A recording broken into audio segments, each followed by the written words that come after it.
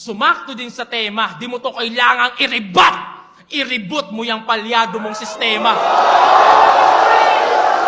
Habang nanatili sa baba yung karir mo na palpak, agwat natin tambak, yun ang sampal ng katotohanan, ganun lang mag-clap back. So, bata ako ni Andrew E. Ikaw nga, bata ka ng Shernan? I mean, nagets mo ba yung diferensya? Kung gaano ka-insulto yun sa'yo, Repa? Pinagkukumpara niya yung bata ng isang icon sa isang bata na pinagtatawanan lang sa eksena, tarantado! Game, round 2. Hindi ko alam kung hanggang kailan mo itatago to, men. Anak ni Francis M. ay umamin kahit mahiyain, pero yung pustiso mong ilang taon na kailan mo pagsasalitain. Ito namang si Phoebus, inaasar ka, pangil sa pangil daw, oh. So ang bait mo pala pag naging zombie. Pag nagkataon malamang, kung di mo kayang mangagat, abay paano na lang yan? Pag nakakita kang tao, tatahulan mo na lang. Kaya pala madalas nagcho-choke sa round 3. Kaya pala madalas nagcho-choke sa round 3. Puta na, wala tuloy. Kaya pala madalas nagcho-choke sa round 3. Ah, shit. Doon ka naghahambay. Si Boy Pustiso nahihirapang makipagsabayan pagkalaban sa damakmak na yung punchline.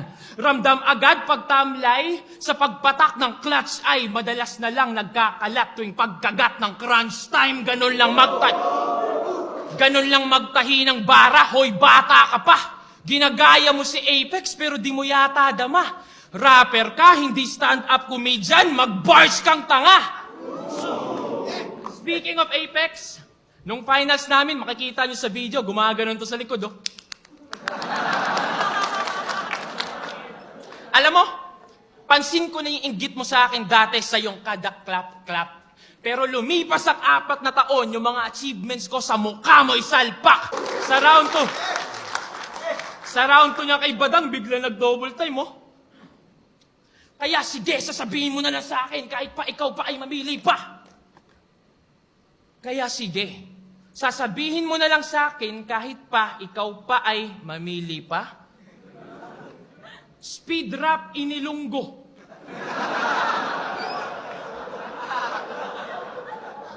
Tas grabing pangingayin ko kay GL sa mga post dahil sa wrong grammar niya. Si Lipcram yung kabatel, huwag kang squatter, tang ina. Parehas pa naman ang bayan. Tiga Leyte yan sila, o inggit bayan sa kababayan at kasabayan dahil ba sa bayan nyo ay mas tinuring na bayani siya? Tulad ng ginawa niya kay Unico. You one sneaky little rat. Napanood nyo? Yung kanilang laban? Nilabas niya yung screenshot ng convo nila, binulgar at lantaran.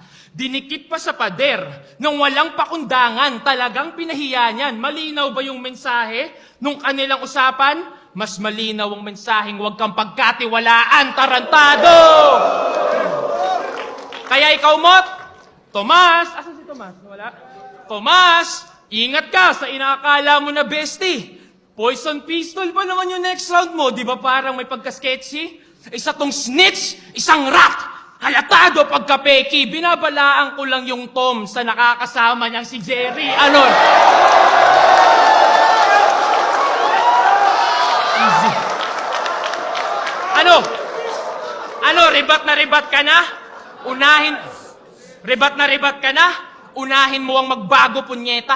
Wala kang kailangang ipaliwanag sa akin, magpaliwanag ka sa mga tinarantado mo sa eksena. May RAM siya sa pangalan.